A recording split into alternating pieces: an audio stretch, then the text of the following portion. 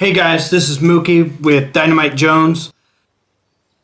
I've been carrying the Spikes Tactical Compressor in both 300 Blackout and 5.56, as well as a prototype AR. Shot tens of thousands of rounds in the past couple months. I just want to address something. The big trend is you get your rail, you got all this rail space for lasers, for handguards, for lights. You got about 90% of the rail space goes unused. So typically people put these rubber ladders to ostensibly protect the rail itself from getting chipped and whatnot. And that's cool. I actually have them on my gun right now. But I have to tell you, I hate them. I hate rails that are wasted space. What I mean is, if I've got a laser, a PEC 4, PEC 2, whatever, that's fine. If I've got a Surefire scout light occupying the space or a Ford vertical grip, that's fine. But otherwise, that rail is not designed for a human hand to touch it. And at least two of my carbines right now are suppressed, which means gas and heat is getting transferred back into the gun and onto the barrel and onto the handguard, and they heat up pretty quick. And aside from that, like I said, man, these are just sharp, square edges that were not meant for a human hand to touch them, okay?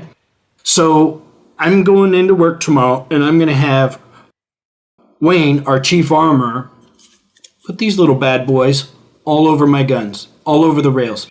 Because the most comfortable and most sound for shooting, for gripping the weapon, was the old handguards, the plastic aluminum handguards that came with the original M4 AR. So I'm getting these.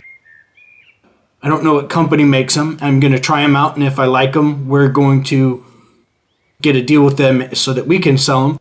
But, basically they slide over the rails, okay? It's something for your hand to hold that eats up some of the heat. They're made of lightweight plastic, so all you people who are so worried about weight, A, get over yourself, and B, these are very light, and they're plastic. They don't have any aluminum here. I like the ones with aluminum shields, but they cost a fortune, and I wouldn't even know where to get one now.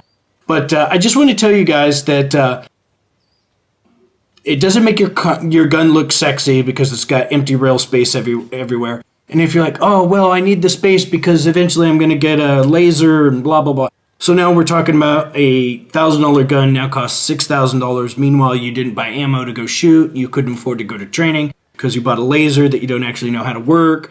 And by the way, you're probably not going to get that laser anyway. And by the way, you're not going to get the NVGs, and you're not going to get an opportunity to use them. Aren't these cool? These are limited edition. We're almost sold out at dynamitejones.com. I really like the colors.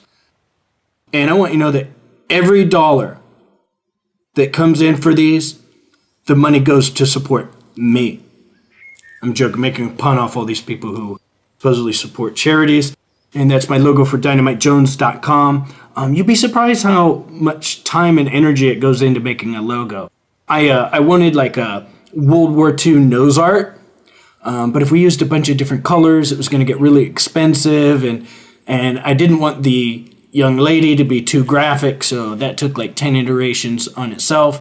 And if you are a history buff, you might recognize that this is I believe the second nuclear bomb dropped on Japan. Nagasaki, the little boy. So anyway, I like history. People say, like, why Dynamite Jones? I wanted to name my company something that you would recognize.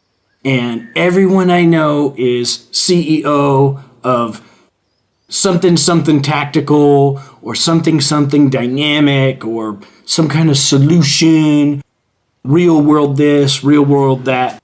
And I can't remember the names of any of them. Dynamite Jones, you just don't forget that. And it also doesn't limit me, Mostly I'm into to marketing and new media, and I didn't want my business to be limited just to the gun industry. So dynamitejones.com.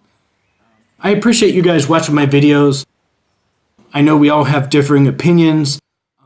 I hope you understand that mine comes from over 20 years experience shooting machine guns at every level and in every place. And I really encourage you to give these a try, to put some handguards, slide covers, whatever the hell these are called. Put them on your rails, and I bet your shooting will actually improve. You'll be able to get a better bite on the handguard. Anyway, that's just my opinion, and it's worth what you paid for it. I'm Mookie, and thanks for listening.